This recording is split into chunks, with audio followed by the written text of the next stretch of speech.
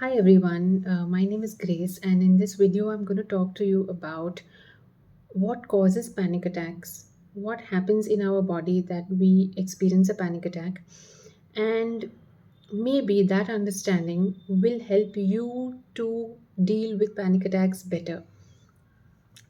So, a panic attack, no doubt, is a very frightening experience. Once you have one panic attack, you don't want to have another one ever again because it is such a frightening experience that you do not want that experience to ever be repeated. Because you're so afraid of the next panic attack, you end up having another one because you're living in the constant state of fear, right? The key word here is fear. Because you're living in a state of fear of the next panic attack, the next one comes. Because it is fear that fuels our panic. When you're having the next panic attack, while you're going through the panic attack, you are then fidgeting with things and doing things and trying hacks so that you are able to reduce the intensity of the panic attack. So you're splashing water on your face, you're gargling, you're drinking cold water, you're humming, you're probably reaching out to a friend, somebody who will sort of talk down your panic.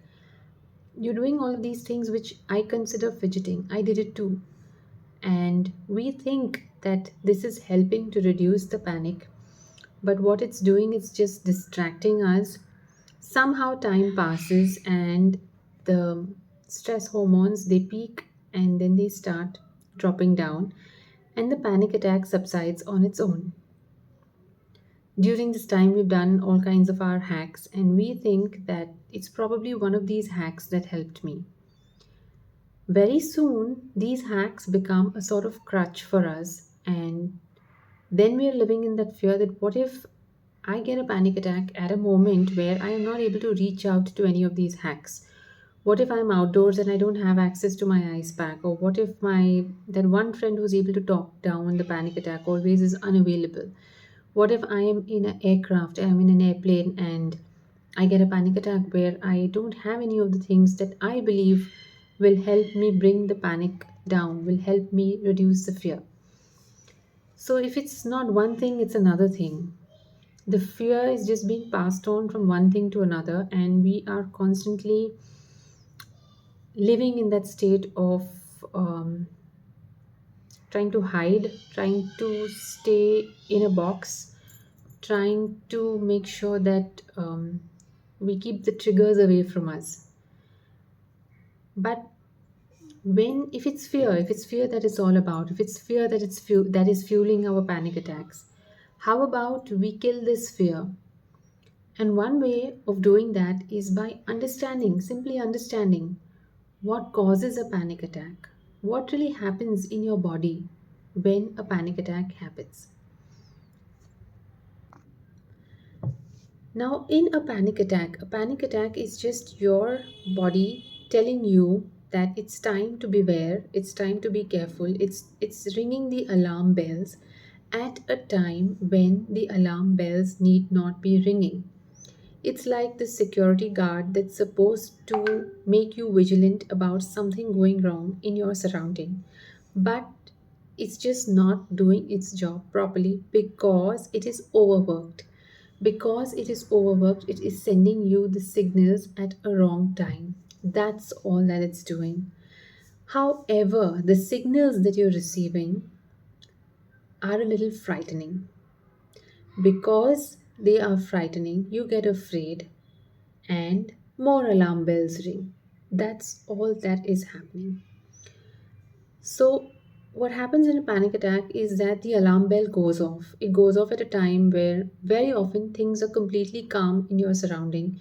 You are probably sitting relaxed, having a relaxed time, and suddenly you feel this gush of fear coming out of nowhere. And your body is then preparing to run or to fight a certain situation, a non existent dangerous situation. So your heart begins to pump blood quickly. Your heart is beating quickly because it has to pump more blood. Your breathing becomes faster because it needs more oxygen for the body.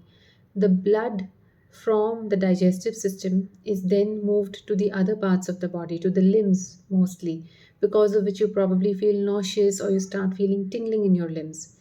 Your pupils, they widen to take in more light. So these are a couple of changes that happen. You may experience dryness in your mouth. These are all things that your body is actually doing to protect itself, to protect you, to prepare you to run, to fight the dangerous situation that you're in. The only thing is that there is no dangerous situation to fight. And when you are able to understand that okay, this is what's going on, then you'll stop fearing the panic. And you'll realize that these are just very uncomfortable symptoms, but I don't need to fear them. Just like a headache comes, it's so uncomfortable, right? Nobody enjoys a headache, it's uncomfortable. But you're not afraid of it. When you have acidity or you have heartburn, it's uncomfortable, but you're not afraid of it. You don't get afraid thinking that, oh my god, what has happened? Am I going to die? Do I need to go get an ECG done? And that doesn't add more fear and that doesn't increase your symptoms, right? But in a panic attack, what happens is that you get afraid and you add more fear to your situation. Your fear is the fuel that you're adding to the fire of panic. And one way of not adding that fear is by understanding what really goes on in your body. So, when you understand that a panic attack is only symptoms of your nervous system malfunctioning, you understand that there's nothing for you to be afraid of. Now, just understanding this is not enough, right? How do you work on it? What do you do when the panic attack comes? Firstly, yes, you remind yourself about this that you've just learned that why it's happening. You remind yourself that, oh, my body is a little tired right now because of the anxiety that I've been experiencing, and it's firing up at the wrong times and it's causing me these symptoms. The second thing you will do is that we all have these safety hacks that we run to, correct? Whether it's an ice pack, whether it's a friend who talks down and who helps us reduce the panic, whether it's humming, whether it's cold water, whether it's a certain position that we like to sit in. All of these things, these are our hacks. One of the ways of killing your fear is by telling yourself that the next time you have a panic attack, you are not going to reach out to any of those hacks. Um, and what you're going to do is you're going to sit through the panic. Just sit through it. You may not be able to do it actually the first time, but you need to decide that you're going to do it. Or you may be able to do it for a few seconds, for a few minutes, and then you'll have to go reach out for that hack. You'll have to go reach out for the ice pack, or splash water, or drink water, or hum, or whatever it is that you do. But you need to start somewhere. Do it for the first time, then do it for the second time. Do it a little bit more for the second time. The third time, do it a little bit more till you reach a point where you're able to just sit through the panic attack and just let it come and let it go. That is the only way of killing your fear totally of a panic attack. Just being present, letting it come and go. No matter what else you do, no matter what other hack you try, and maybe you think it's helping you, it's working for you. If it's working for you, great. But if you are ever stranded somewhere with no access to anything, you're all alone somewhere, and you get a panic attack, will you be able to survive that?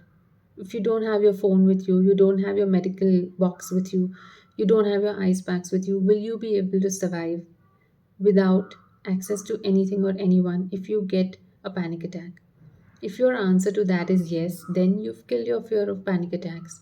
If not, then the only way out, and there's just one way, is to find a way to sit with your panic attacks. Just sit with it and just let it do its thing. Let it let it do its thing. You don't have to Google, you don't have to call up anybody, you don't have to go and get yourself checked. Just one more time, let me go and get myself checked. No, you've got yourself checked already. You don't need to do any of those things. You just need to sit through these damn uncomfortable sensations, uncomfortable feelings, and keep increasing your tolerance for this discomfort, for these uncomfortable feelings. Does that mean that it will kill your anxiety? No, it won't. It's like when you have a headache. Let's go back to the example of the headache. The headache has a cause, right? The headache is a symptom. There is a cause to it. It may be anything. The acidity is a symptom. There is a cause to it, right? You need to treat the cause. At that moment, you may take an antacid for the acidity, or you may take a painkiller for the headache. But you need to treat the root cause of the headache or the acidity. Similarly, your panic attacks are a symptom of anxiety. Very often, panic attacks can also be due to hormonal changes or certain other things going on in your body, but they are a symptom. They are a symptom of something else going on. And most often, for all of us, they are a symptom of anxiety. So, the anxiety, yes, that needs to be treated from the root.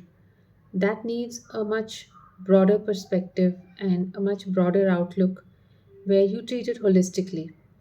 But that's only going to happen once you move past your fear of panic attacks and you're able to sit through panic attacks. And then, when you're no longer afraid of them, then you can start treating the anxiety, which is the root cause of the panic. I hope this video was helpful. If you have any questions, drop them in the comments and I'll try and answer them. I'll see you in the next video.